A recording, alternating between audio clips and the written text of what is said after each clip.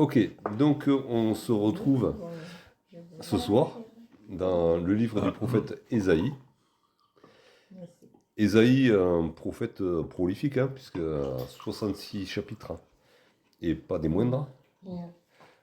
Et un prophète qui a exercé son ministère à peu près entre 740 avant Jésus-Christ jusqu'à 700 avant Jésus-Christ, à peu près.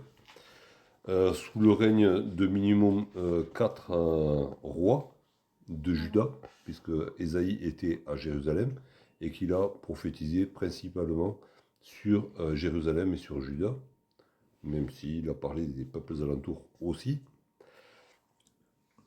Le prophète Ésaïe, ou le livre du prophète Ésaïe, on peut le diviser en gros en deux parties. Dans la première partie, Ésaïe avertit le peuple de Juda et de Jérusalem du fait que, à cause de leur péché, Dieu va juger son peuple et, et que du coup, la punition va tomber. Il les avertit quand même pour retarder au maximum s'ils veulent revenir au Seigneur. Et puis dans la deuxième partie, il fait part de la grâce de Dieu qui va permettre à ce peuple qui va être puni de revenir sur ces terres, de reconnaître un temps on va dire, de prospérité et de reconstruction et d'indépendance, toute relative. Et en filigrane tout au long du livre, et surtout de la deuxième partie, il est question justement du renouveau du peuple sous la conduite du Messie. C'est pas juste vous reviendrez et vous serez à nouveau installés sur votre terre, mais de ce reste qui va revenir va naître le Messie. Et du coup, le salut qui viendra pour vous sera aussi un salut pour toutes les nations de la terre. Voilà, s'il fallait résumer Ésaïe vite fait en une minute, j'essaie de le faire. Et on va lire ce soir les 9 premiers versets du chapitre 1er. Prophétie d'Ésaïe, fils d'Amoz, sur Juda et Jérusalem, au temps d'Osias, de Jotham, d'Akaz, d'Ézéchias, roi de Juda. Cieux, écoutez, terre, prête l'oreille, car l'Éternel parle. J'ai nourri et élevé des enfants, mais ils se sont révoltés contre moi. Le bœuf connaît son possesseur, et l'âne la crèche de son maître. Israël ne connaît rien, mon peuple n'a point d'intelligence. Malheur à la nation pécheresse, au peuple chargé d'iniquité, à la race des méchants, aux enfants corrompus. Ils ont abandonné l'Éternel, ils ont méprisé le Saint d'Israël, et se sont retirés en arrière. Quel châtiment nouveau vous infligez quand vous multipliez vos révoltes. La tête entière est malade, et tout le cœur est souffrant. De la plante du pied jusqu'à la tête, rien n'est en bon état. Ce ne sont que blessures, contusions et plaies vives qui n'ont été ni pansées, ni bandées, ni adoucies par l'huile. Votre pays est dévasté, vos villes sont consumées par le feu. Des étrangers dévorent vos campagnes sous vos yeux. Ils ravagent et détruisent comme des barbares. Et la fille de Sion est restée comme une cabane dans une vigne, comme une hutte dans un champ de concombres, comme une ville épargnée. Si l'Éternel des armées ne nous avait conservé un faible reste, nous serions comme Sodome, nous ressemblerions à Gomorrhe. Donc au verset 1er, Ésaïe se présente très sobrement. On ne sait pas qui est son père, il dit fils d'Amoz, mais son père n'est pas quelqu'un de célèbre. Il ne dit pas quel était son métier, où il vivait, enfin, on ne sait rien de sa vie. Certains supposent que, vu sa connaissance des notables, des hautes sphères de la société de Jérusalem, c'était peut-être un notable parmi les notables, mais rien ne permet de l'affirmer non plus. Et donc il prophétise sur Juda et Jérusalem, donc le royaume du sud. et au temps de 4 rois, Osias, Jotham, Akaz, Ézéchias, tous les 4 rois de Juda. Et il ne fait pas référence aux autres rois. Il y a des prophètes qui font référence aux rois de l'autre royaume aussi, pour se caler un petit peu dans le temps. Là, il ne fait pas référence aux autres royaumes. Et c'est intéressant, cette prophétie, elle est la même pour le peuple de Juda, quels que soient les 4 rois. Et quand on lit dans le livre des rois, on voit qu'il y avait des rois qui étaient, on va dire, meilleurs que d'autres, ou moins mauvais, c'est selon. Il y avait des périodes, on va dire, de prospérité économique, et d'autres périodes où c'était un peu la dèche, parce que ils étaient envahis par les royaumes voisins aussi, du moins en partie. Euh, mais la prophétie, ce qu'il a à dire de la part du Seigneur au peuple de Juda, quelle que soit la période, donc ça se déroule dans on va dire pendant au moins 40 ans, pendant ces 40 ans, en fait, le message, c'est le même. Et on va voir un petit peu en détail ce message qu'il a à transmettre. Alors, il a vécu au temps de ces 4 rois. Il est possible qu'il ait vécu encore plus longtemps. On ne sait pas combien de temps exactement, on n'a pas son état civil.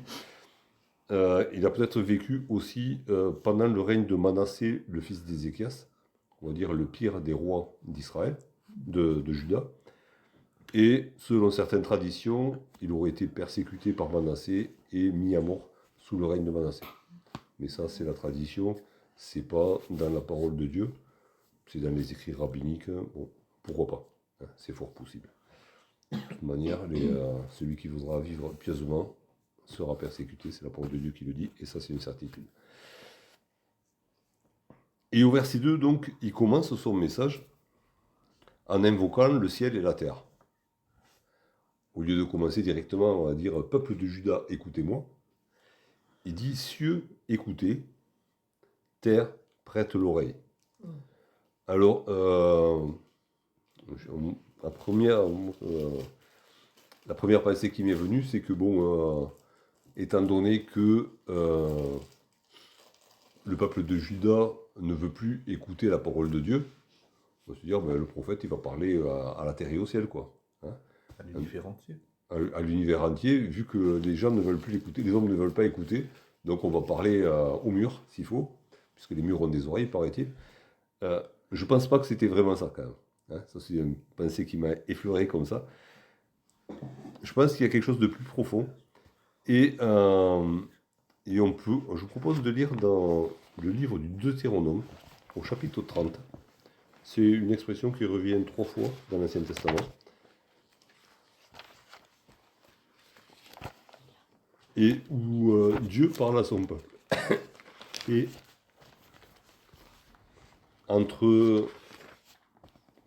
il lui faut des témoins. Il lui faut des témoins. Donc il sait que les hommes sont de très mauvais témoins, parce qu'ils oublient facilement. Et il mentent. Et lui, oui, ça fait des faux témoins aussi. Et ça se fait pas d'être son propre témoin non plus. C'est pas légal. J'atteste que j'ai raison. Ben non, ça se fait pas. Il faut que quelqu'un nous dise oui, il a raison. Et du coup, dans ce que Dieu dit là, à Israël, il prend 2 témoins, le ciel et la terre. Et on va lire donc dans Deutéronome 30, à partir du verset 15. Deutéronome 30, à partir du verset 15.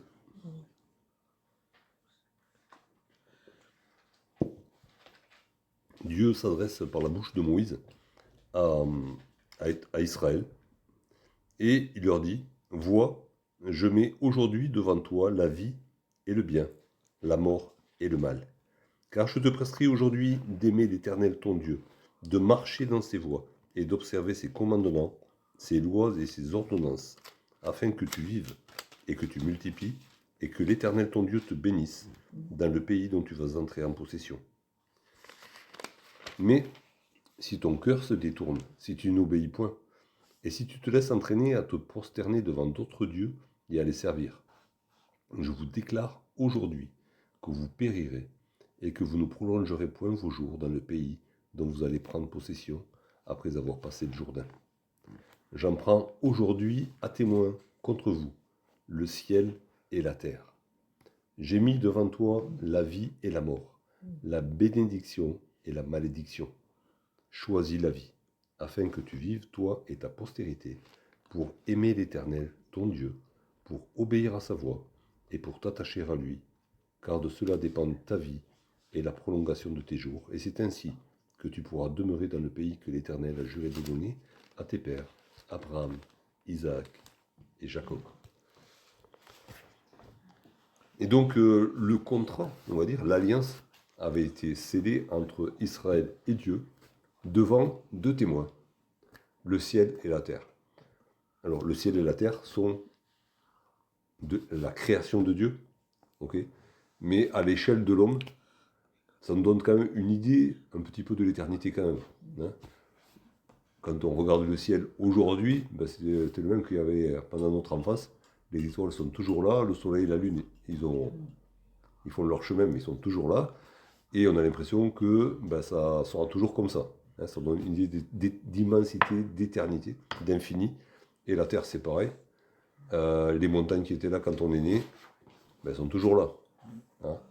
On n'a pas déménagé l'Everest depuis que je suis né, et c'est pas près d'arriver.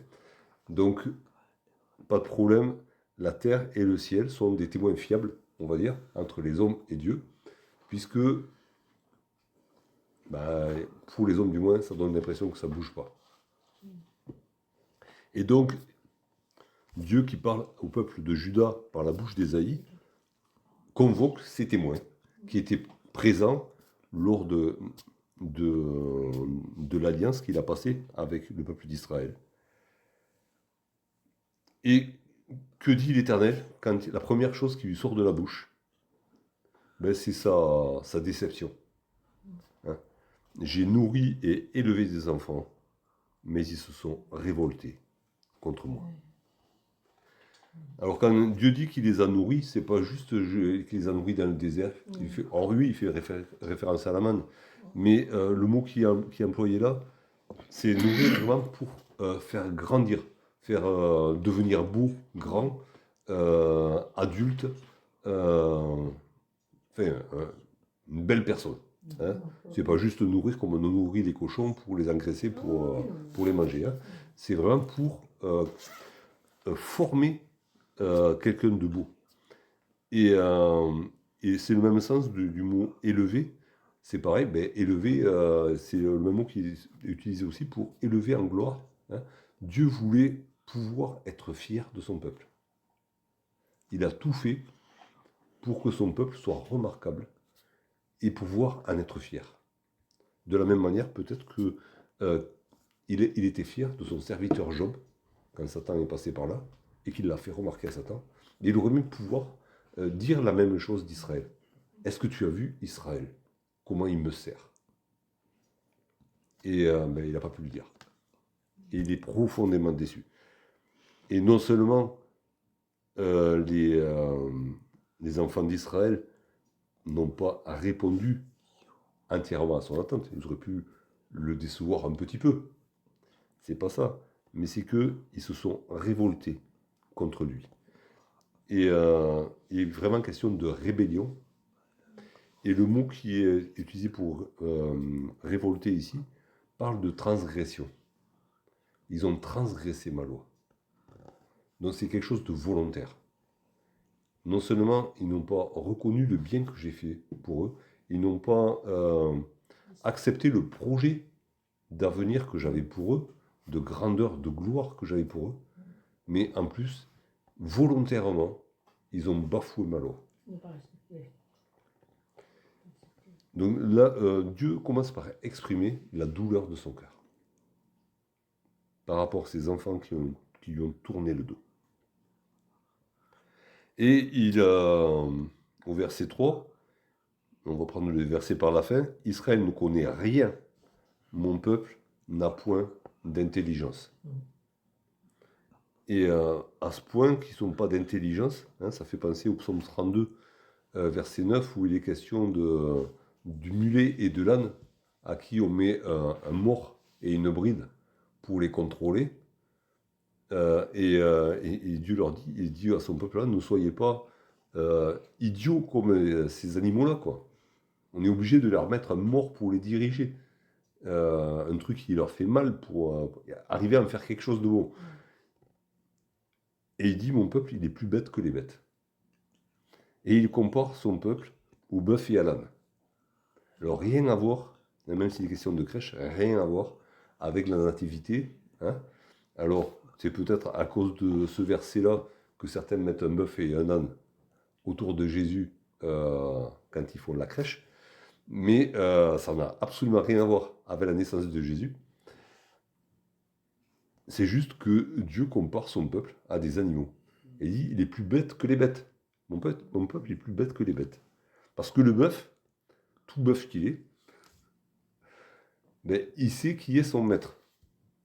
Alors déjà, il a peut-être du mal à obéir à son maître, mais c'est sûr, il ne va pas obéir à quelqu'un qui n'est pas son maître. Il n'obéira qu'à son maître. Parce qu'il sait le reconnaître. Mon peuple, lui, ne sait pas que je suis son maître. Et Dylan, pour aussi têtu qu'il soit, il a au moins la reconnaissance du ventre. Hein, il reconnaît la mangeoire de son maître. Il sait que c'est là qu'il va trouver sa nourriture. Alors il y retourne. Même si dans la journée, il a fait suivre son maître à vouloir marcher de travers, il retourne quand même à la gamelle. Mon peuple n'a même pas la reconnaissance du ventre. Je l'ai nourri et il s'est révolté contre moi. Mon peuple est plus bête que les bêtes. Ouais, c'est fort. Bah, ça nous interroge nous aussi. Hein. Oui. Interrogeons-nous, est-ce que nous, on n'est pas plus bêtes que les bêtes parfois hein. Il y a ce psaume d'Asaph où il dit, quand je parlais ainsi, hein, que je me lamentais sur mes malheurs, ben, j'étais comme les bêtes devant toi. Donc, combien de fois, par exemple, est-ce qu'on se lamente sur notre situation, hein, comme le faisait Asaph, qui a reconnu qu'en fait, il était bête. Hein. Bête à manger du foin. Voilà. Ben, c'est pas, voilà, si ces choses sont parvenues jusqu'à nous, c'est pas juste pour Juda et Jérusalem, c'est aussi pour notre édification et pour qu'on nous se remette aussi en cause. Est-ce qu'à un moment donné, on n'est pas plus bête comme bœuf et un âne? Réunis. Posons-nous la question. Et du coup, puisque ce peuple m'a rejeté, ben je vais faire, et devant les témoins que j'avais choisis, devant le ciel et la terre, je vais faire ce que j'avais dit. Au lieu de la bénédiction, ils auront la malédiction. Dieu ne ment pas, et il leur avait donné le choix entre la bénédiction et la malédiction. Vous choisissez la malédiction, eh bien vous aurez la malédiction. C'est votre choix, à vous d'en assumer les conséquences. Et alors, il y a cette malédiction où il détaille, il aurait pu dire malheur à Jérusalem et à Juda, mais il explique pourquoi le malheur. Alors, malheur à la nation pécheresse. Alors, du coup, c'est quand même une malédiction générale.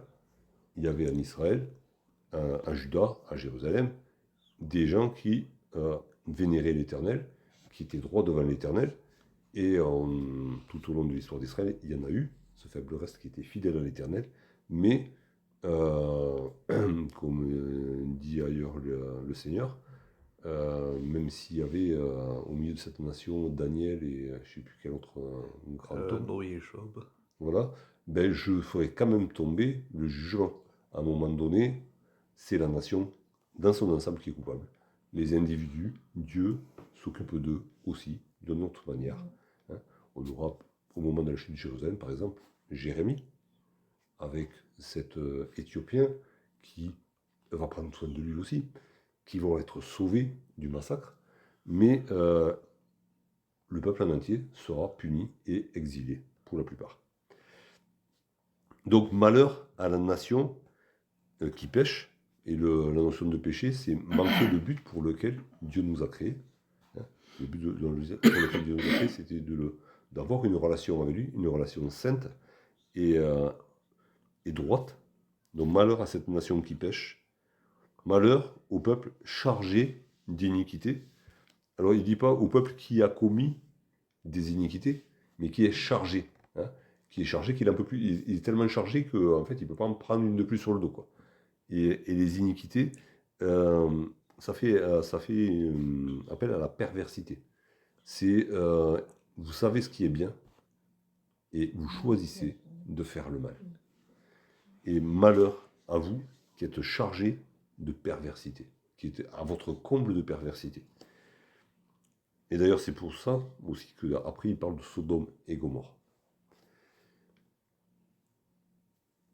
Ensuite, il dit malheur à la race des méchants. Et les méchants, dans la parole de Dieu, c'est ceux qui rejettent Dieu et qui même portent préjudice à l'honneur de Dieu par leur comportement, par leurs paroles, qui font du tort à l'honneur de Dieu. Et le peuple de Juda, qui était là pour être la lumière des nations, mais en fait, ils ont fait pire que les autres. Et du coup, au lieu de montrer la gloire de Dieu sur la terre, mais ils ont porté tort à la gloire de Dieu sur la terre par leur témoignage. Malheur aux enfants corrompus. Et c'est quelque chose qui est un peu antinomique. Hein, quand on parle d'enfants, on pense innocence, on pense pureté. Et là, c'est des enfants corrompus. C'est des enfants qui sont pourris. Leur innocence, elle est loin derrière. Bon, il parle à des adultes, hein, mais ce sont ces enfants. C'est ces enfants-là qui la nourrissent. Et ben voilà, vous êtes des enfants, mais au lieu de trouver de l'innocence chez vous, au lieu de trouver de la pureté, on trouve de la pourriture. C'est violent, hein, ce que Dieu dit à son peuple. Et il termine en disant, ils ont abandonné l'Éternel, ils ont méprisé le Saint d'Israël, ils se sont retirés en arrière. Ils ont abandonné l'Éternel, on pourrait traduire, ils ont renié l'Éternel. Dieu, on ne le connaît pas. Et pourtant, ils se réclamaient de Dieu, ils avaient toujours le temple. Hein. Il y avait des périodes où ils étaient plus proches de Dieu que d'autres. Mais dans l'ensemble, Dieu dit, vous m'avez renié. Ils ont méprisé le Saint d'Israël. Alors c'est intéressant, ici c'est la première fois où... le Saint d'Israël, c'est une expression qu'on va beaucoup retrouver dans le livre d'Ésaïe. Parce que Ésaïe, on le verra plus tard, quand Dieu l'a appelé, il a pris conscience de la sainteté de Dieu. Et du coup, pour lui, Dieu c'est l'Éternel, mais il a été marqué profondément par la sainteté de Dieu. Et il appelle Dieu le Saint d'Israël, celui qui est parfait, celui qui est pur au milieu d'Israël.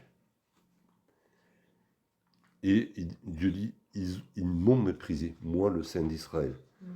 Et le verbe qui est là, alors ça veut dire ils m'ont rejeté, méprisé. Du coup, quand on méprise quelque chose, on n'en veut pas, on le jette. Mais ce mot-là, il peut être aussi traduit ailleurs par ils m'ont fait mépriser. À cause de leurs témoignages, à cause de leurs actions et de leurs paroles, les peuples alentours ont méprisé l'Éternel. Et ils se sont retirés en arrière. Alors dit comme ça n'a pas l'air... ils se sont retirés en arrière, ok, d'accord. Ils ont reculé devant Dieu. Bon, ok. Ça veut dire quoi? Ça veut dire que ils avaient une relation avec Dieu. Une relation proche, puisqu'ils étaient enfants de Dieu. Et actuellement, ils considèrent Dieu comme un étranger. Comme s'ils ne l'avaient jamais connu. Ah non, Dieu? Pardon, je sais pas. Tu connais toi? Non, non. Jamais connu Dieu. C'est le comble du reniement. C'est jamais. Dieu n'a jamais existé pour nous. C'est ce que Dieu ressent quand il voit son peuple agir et parler. Et pourtant, on verra dans la suite du chapitre, ils allaient encore au temple, ils offraient des sacrifices et tout. Hein. Mais dans leur cœur, c'est ce qu'il y avait. Et Dieu voit dans les cœurs. Il ne s'arrête pas aux apparences, il voit dans les cœurs. Et il voit que dans leur cœur, Ils l'ont rejeté complètement. Il est un étranger pour eux.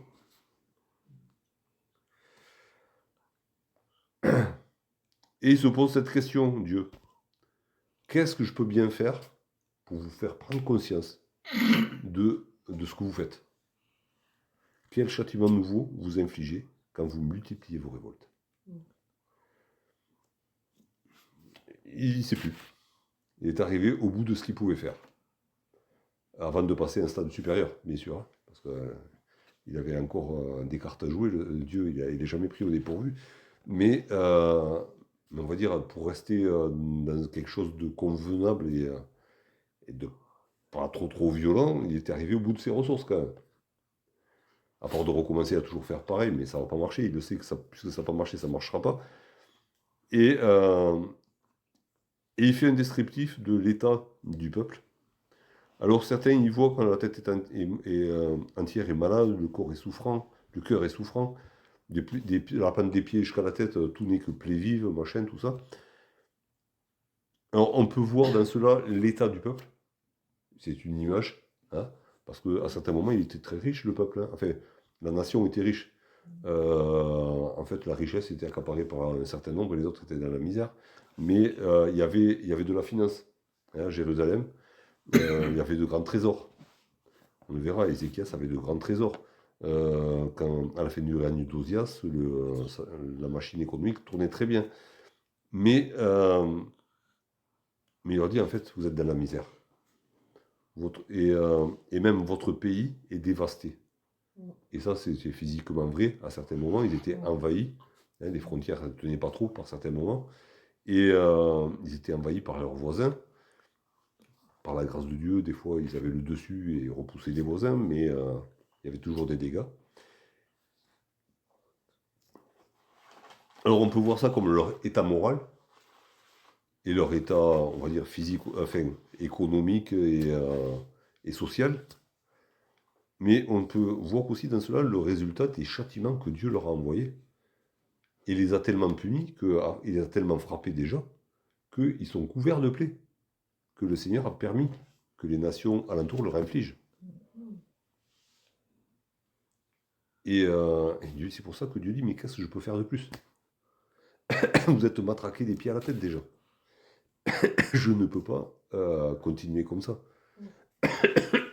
À vous punir une fois sur l'autre, alors que même les premières plaies ne sont pas encore guéries. Et il y a ce constat, donc la fille de Sion. La fille de Sion, c'est la personnification, en gros, de Jérusalem. Mais Jérusalem, au milieu de ce pays qui commence à être dévasté partout, à être rogné un petit peu par tous les royaumes alentours, ou par les influences étrangères. Mais Jérusalem, au lieu d'être la grande ville du roi, avec le temple, ça ressemble plutôt à une cabane dans une vigne. Hein, une cabane, ouais, voilà, c'est juste une petite bâtisse. Une petite bâtisse, on en a dans des jolis, là, comment ça s'appelle? Des capitelles. Hein, un petit truc en pierre sèche qui permet de se mettre un peu à l'abri quand il fait une averse. Mais rien de plus. Et il ne faut pas grand-chose pour le faire tomber. Ou alors, il dit encore pire, une hutte dans un champ de concombres. Hein, donc, certainement, ils construisaient des huttes pour faire fuir les rongeurs, enfin, tous les animaux qui venaient se servir dans les cultures. Donc, c'était quelque chose de précaire, une hutte. Hein, c'est fait pour l'été, juste pour que le gardien ait un peu d'ombre sur la tête. Et puis après, à l'automne, quand on arrache les concombres et les cultures, ben, la hutte part avec, hein, tout part au feu. Mais il dit voilà, même si vous complaisez dans votre vie, même si vous pensez avoir des richesses, la vérité vraie, c'est que votre Jérusalem est déjà ruinée. Elle n'a plus la gloire qu'elle devrait avoir.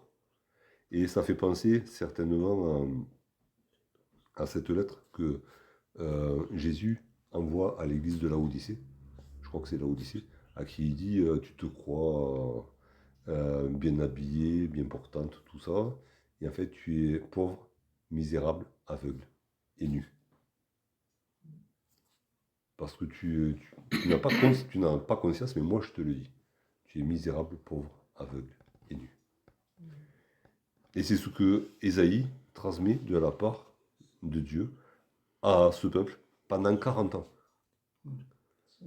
Pendant 40 ans, c'est ce message-là qu'il était là pour faire passer, pour avertir le peuple, attention, ça va tomber, c'est imminent, Dieu est obligé de passer à la vitesse supérieure. Puisque vous n'avez pas voulu écouter avant, Dieu va passer à la vitesse supérieure.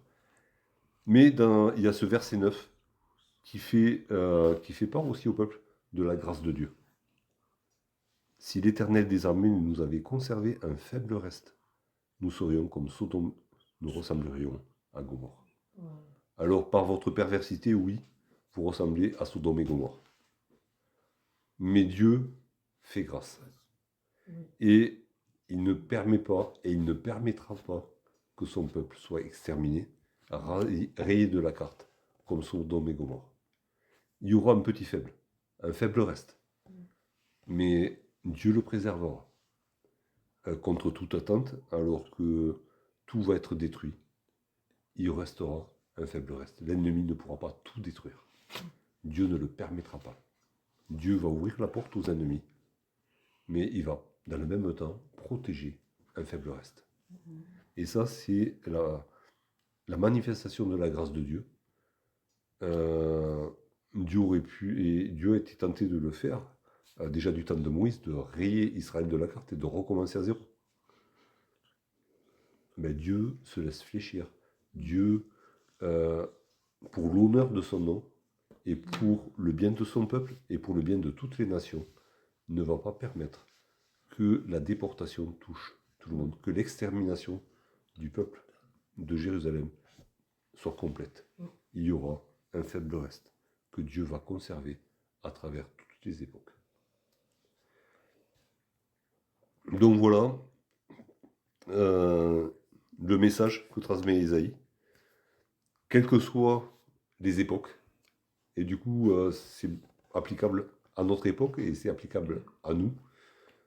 Alors je ne dis pas qu'on est dans cet état-là, mais examinons-nous à la lumière de la parole. Est-ce que Dieu peut être fier de nous comme il le voudrait, après nous avoir nourris, après nous avoir élevés, sachant qu'il continue de nous nourrir et de nous élever par sa parole, par son Saint-Esprit. Il n'arrête pas. Est-ce que du coup, qu'est-ce qu'il a comme retour de notre part? Quel est notre témoignage? Est-ce que nous sommes de ceux qui lui rendent gloire ou de ceux qui le font mépriser par les autres? Et n'attendons pas d'être châtiés. Alors, le Nouveau Testament le dit, le châtiment commence par la maison de Dieu. Et Dieu, qui ne laisse pas sa gloire à un autre, Dieu qui veut que nous soyons saints car il est saint, nous juge et nous corrige. Et sévèrement s'il le faut. Mais n'attendons pas qu'il passe à la vitesse supérieure. Hein, et sachons reconnaître ce qui nous dit, si c'est le cas, et s'il nous dit comme à l'église de Laodicée, tu es misérable, aveugle et nu, ben si c'est lui qui le dit, sachons le reconnaître, et sachons accepter de lui des vraies richesses, des vrais vêtements de la grâce, le vrai collier pour poindre nos yeux et y voir clair, et qu'ainsi nous puissions faire partie de ce faible reste. Alors, faible certes, mais reste conservé par Dieu. Ceux qui ont été préservés, ils n'étaient pas parfaits. Ils n'étaient pas parfaits. Ils avaient leur péché aussi, ils avaient leur faiblesse, mais ils se sont confiés en Dieu. Et Dieu a honoré leur foi.